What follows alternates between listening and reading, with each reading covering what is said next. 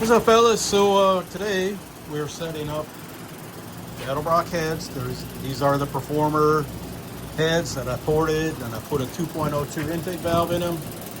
I ran them. I've had these on a couple different engines, so we're going to incorporate them onto this will be the last engine going in the red car while I own it. This is the stock block. All the innards came out of the Dugan wagon when I got it. The pro pistons, some kind of aftermarket rod, aftermarket crank, steel crank, 28-ounce imbalance. So what we're doing, before I get too far along setting them up, I wanted to check push rod length, because it has a J. Allen cam that I've had for years. It's 218 on the intake, 227 on the exhaust. I advanced it a couple of degrees. I think it was 113 intake center line. I put it to 111 maybe. It had a 580 lift, but I'm going to be using the 1.7 rocker arm, so that's where I want to set up the springs at. So here we go. So with it's got 363 lift in the intake, 362 on the exhaust. That would be 580 and 579 with 1.6s. With 1.7s would be 617 and 615. Now that's not going to change much. I just wanted to make sure to have clearance, because I'm going to set it up with 1.6s, and then when I take the 1.7s off the trooper car to put the different cam in, I can use the 1.7s that are on this. It'll switch your brew around with the parts, but in the long run it'll work out. So what we're doing, you set up, or the way I do it, doesn't mean it's the best way. There's all kinds of videos on the YouTube that tell you how to check push rod length. The way I do it, put a gasket in, put the bolts, a couple of bolts in, run them down with the Uggy Duggy. You know, it ain't got to be torqued, just got to be good and tight. And then I have one of those. It's a push rod length checker. It's just a regular push rod. I've actually made one before, and then use a 1/4 inch ready rod in the middle after you thread it. Because when you have a cam that's got different lift than the stock one, they sometimes will put it on a smaller base circle, so you need a longer push rod. The reason being, they have to keep the lifters in the lifter bore, because if they go up too high, then the oil orifice on here will be exposed and you lose oil pressure. So they got to have the smaller cam core so that the lifter sits down a little further in the lifter bore. So with that said, I use this dry erase marker on the top of the valve. Put the rock arm on, tighten her down, you know, just till it stops.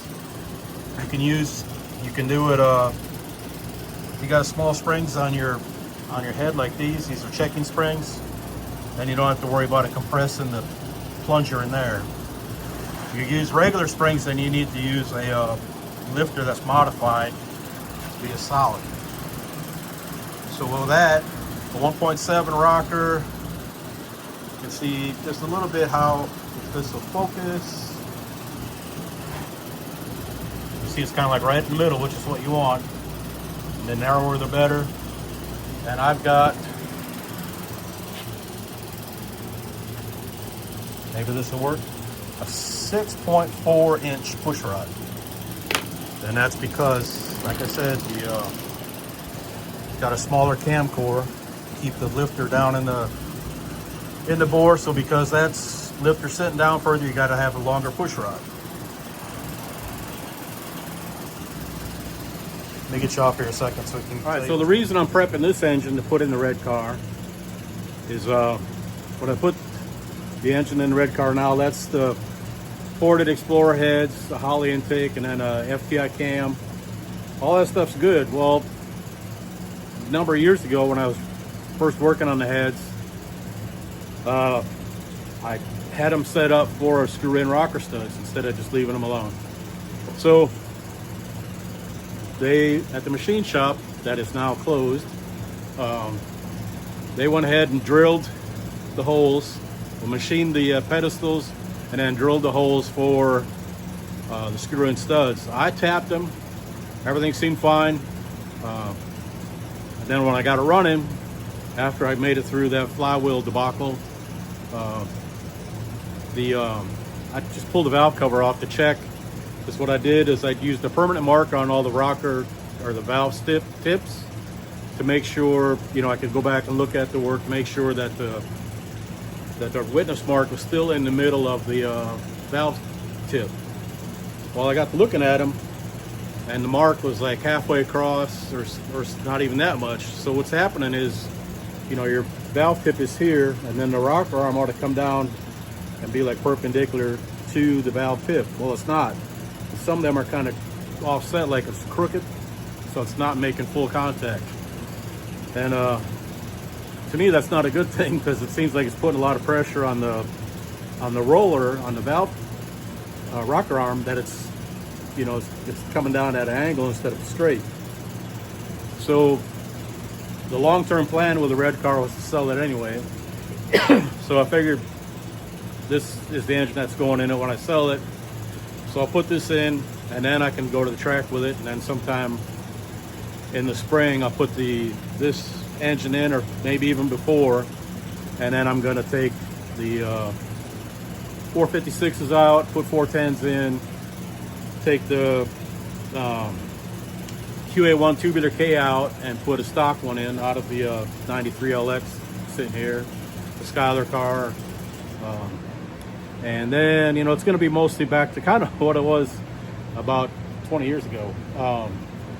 It'll have the Cobra brakes will be back on it. It'll have H&R race springs, Bilstein struts and shocks. They have air conditioning, power steering, all that stuff. Full interior, back to being a full interior car, and then get it painted and then sell it. So that'll be the first one to get sold. I don't have any idea what I'll be asking for price, so I'll just have to see what things are like then. That's down the road. Like I said, I'm just kind of working toward that now. So that's what's happening. I don't know if I'll ever run the red car with the stock short block and the Explorer heads. I'll have to probably get those fixed if it's even worth it. If nothing else, I'll take the heads off and just take them off. I'll use the valves on the Dugan wagon. You know, I'll port another set of Explorer heads. I will leave the setup for pedestal rocker arms. I've already got a set of them. A set of Scorpions that I've had for a long time. And then just put those on the Dugan wagon. And then also, because this last weekend, did a lot of driving, and I tend to do a lot of dreaming and scheming then. And I just had, within the last 2 weeks, if you remember the Lightning, it quit on me.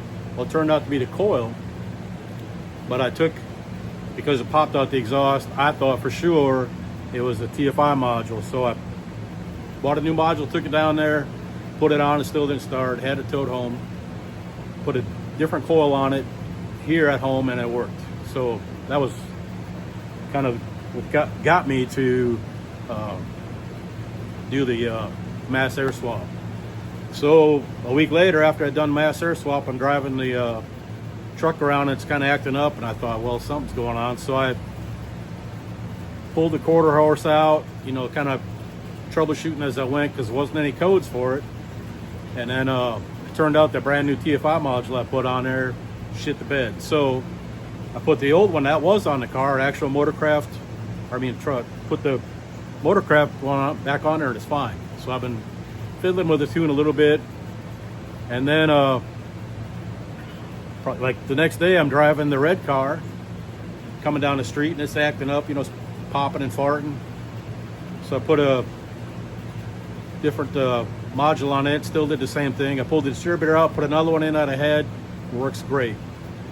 So that module wasn't even a year old, but it wasn't the module. So I did take the module from the truck that shit the bed and took it down there and had it swapped out at O'Reilly's. So The whole deal about TFI modules and pit modules got me a little flustered, and I thought, why not put a carburetor on the Dugan wagon?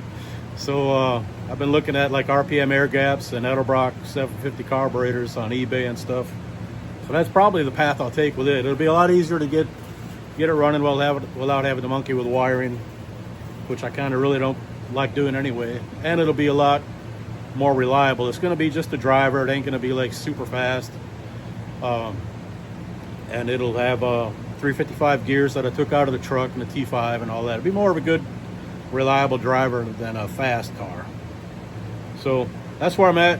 Kind of, I know off the rhubarb, we're talking about checking push rods, but just give you an update what's going on with all that stuff. And we still out here hacking on it. Just like I said, we're setting up the heads today for the red car. I've got the twisted wedges for the LTD-LX. Those are next. I'll work on those later today. and then we'll get those on the engines, and then we'll start doing some other stuff. So we'll let you know what it happens as it happens.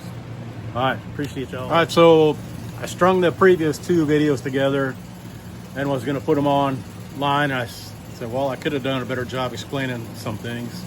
So with that said, let me get to it. So this, I ran a 6.45 push rod in here and got that line a little tighter in the middle. It might be just a skosh on this side. So the rule of thumb is, if your mark is on this side of the middle, then the push rod length is too short. If it's over here on this side, then it's too long. You want it right in the middle, and you want a real narrow sweep, ideally. So when you're going through you got a push rod checker, like what I got in here,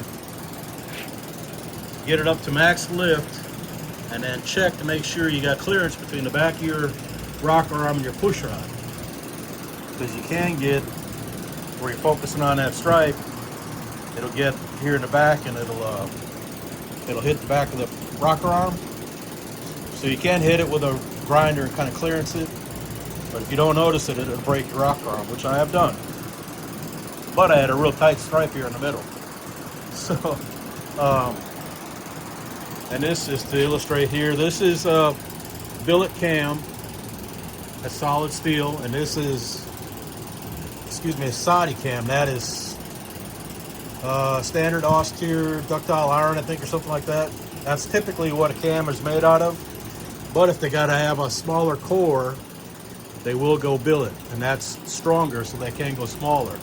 This is the cam for Vincent's 331 car. It's like 620 something lift, 237, 254, I think. It's the one I had kind of comp do for it. So it's still gonna happen sometime. We're gonna put it in here, and the thing to see is this is 1.244 roughly. This is measuring the base circle, and this one is 1.31. So because this is stronger, you can go a smaller base on it. He's running link bar lifters anyway, so it don't matter what about keeping the lifter down in the bore.